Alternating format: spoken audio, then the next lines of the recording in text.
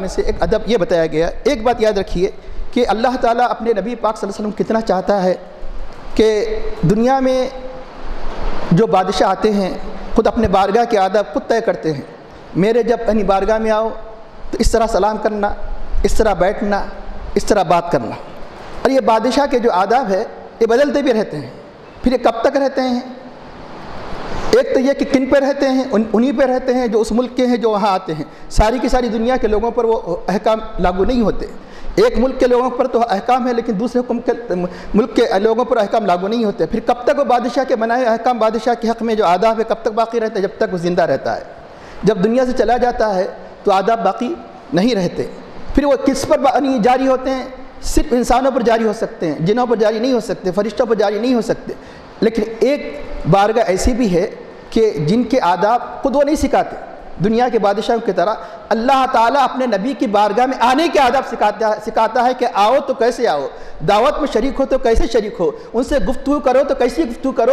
ایسی گفتگو کہ لا ترفعوا اصواتکم، سورہ حجرات پڑھ لیجئے کہ اپنی آوازیں بھی ان کی آواز پر بلند نہ ہونا چاہیے. لا ترفعوا اصواتکم فوق صوت النبی ولا تجهروا له بالقول، جیسے تم آپس میں ایک دوسرے کو پکارتے ہیں ایسے نبی کو نہ پکارو. نبی کے بارگاہ کے بات کرنے کے آداب بتایا کر دی. اب آگے آنے کے بعد اب بیٹھ گئے، بیٹھنے کے بعد نبی کی نصیحتیں سن رہے ہیں. کوئی نصیحت سن نہیں سکے تو ہر دنیا میں ہر طریقے ہر آداب بتائے گئے کہ کسی کی بات نہ سن سکے تو گزارش کر سکتے ہیں کہ دوبارہ ارشاد فرمائیے. تو چنانچہ نبی کی بارگاہ میں جب آ جائے تو ایسا کلمہ کہ یقیناً ادب کا کیوں نہ ہو لیکن دوسری قوم اس سے بے ادبی سمجھتے ہیں، ایسے کلمے کی کہنے کی اجازت نہیں. یا ایھا الذین آمنوا لا تقولوا رائنا، اے ایمان والو تم نبی کی بارگاہ میں رائنا مت کہو. یا ایھا الذین آمنوا لا تقولوا رائنا وقولوا انظرنا، بلکہ یہ کہو کہ ہم پر نظر کرم فرمائیے، ہم پر نظر فرمائیے. رائنا باوجود ہے کہ ہماری رعایت فرمائیے، اچھا کلمہ تھا، لیکن یہود و نصارہ منافقین اس سے گستاخی کے معنی لیا کرتے تھے، اس لیے اس سے بھی روک دیا گیا. نبی کے بارگاہ کی بات کرنے کے آداب، نبی کی بارگاہ میں دوبارہ گزارش کرنے کے آداب، نبی کی اگر دعوت دی جائے تو دعوت میں گھر میں داخل ہونے کے آداب، یہ سارے کے سارے آداب کون سکھا رہا ہے؟ اللہ تعالیٰ سکھا رہا ہے اپنے نبی پاک صلی اللہ علیہ وسلم کے. پھر یہ احکام ابھی باقی ہے. وہ کیسے باقی ہے؟ بخاری شریف پڑھ لیجئے کہ ایک مطلب کسی دوسرے مقام سے، پردیس سے کوئی دو لوگ آئے تھے، زور سے بات کر رہے تھے. حضرت عمر فاروق رضی اللہ تعالیٰ عنہ ان کو کنکری سے مار کر بتایا کہ تم کہاں کے ہو؟ کہا کہ مدینے کے باہر کے ہیں. اگر مدینے کے اگر یہاں کے رہتے تو تمہیں میں تکلیف دیتا، میں تمہیں سزا دیتا. کیوں؟ سب کو یہاں معلوم ہے کہ بارگاہ کے آداب یہ ہے کہ جب کہ اللہ کے نبی پردہ فرما چکے تھے. بخاری کی روایت شاہد ہے کہ آج بھی ان کی بارگاہ میں زور سے آواز نہ کرے کہ لا ترفعوا اصواتکم فوق صوت النبی. تو حضرت عمر فاروق رضی اللہ عنہ اس عمل کے ذریعے سے بتا رہے ہیں کہ یہ بارگاہ ہے کہ پردہ فرمانے کے بعد بھی آج بھی آداب باقی ہے. آپ پڑھ لیجئے حضرت امام مالک رضی اللہ تعالیٰ عنہ کا واقعہ، جب منصور اس زمانے کا بنو عباس کا بادشاہ تھا. اور اب بادشاہ عام طور پر پورے مکمل دین کے آداب سے معلوم ہونا ضروری نہیں، اس لیے جب وہ مکہ مکرمہ میں حج کر کے جب مدینہ منورہ کی حاضری کے لیے آیا، تاریخ کی تقریباً کتابوں میں واقعہ مشہور ہے.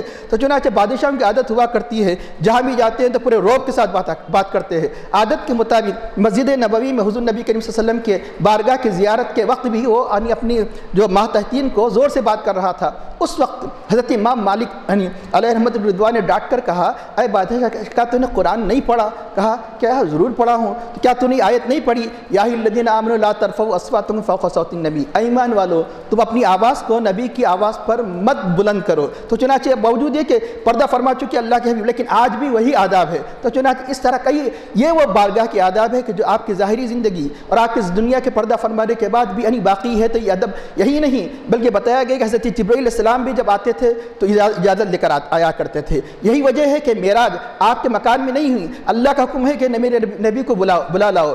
رات کے وقت کہیں ایسا نہ ہو کہ اگر نبی کے بغیر اجازت چلے جاتے تو ادب کے خلاف تھا. اللہ تعالیٰ فرماتا ہے کہ ایمان والو تم نبی کی بارگاہ میں بغیر اجازت داخل مت ہو. تو فرشتوں سے بڑھ کر ادب نبی تو اور کوئی نہیں بجا لا سکتا. تو چنانچہ اگر یہ اجازت لیتے تو رات میں آپ کے تکلیف کا باعث ہوتا، اجازت نہ لیتے تو اللہ کا حکم بھی تھا کہ جاؤ، جانا بھی ضروری ہے، پھر اجازت لینے کی صورت میں تکلیف تھی. اس لیے اس میں بتایا گیا کہ علماء نے فرمایا نکتہ کیا ہے کہ معراج کے موقع پر حضرت جبرائیل علیہ السلام کس کے گھر آرام فرما رہے تھے؟ اپنے خود گھر آرام نہیں فرما رہے تھے، حضرت ام ہانی بنت ابی طالب کے گھر آرام فرما رہے تھے. اس لیے حضور کے گھر کے آداب حضرت ام ہانی بنت ابی طالب کے گھر کے آداب نہیں ہو سکتے. اس لیے یہ حکمت بتائی گئی کہ علماء کہ وہاں سے آپ مسجد حرام کو لائے گئے.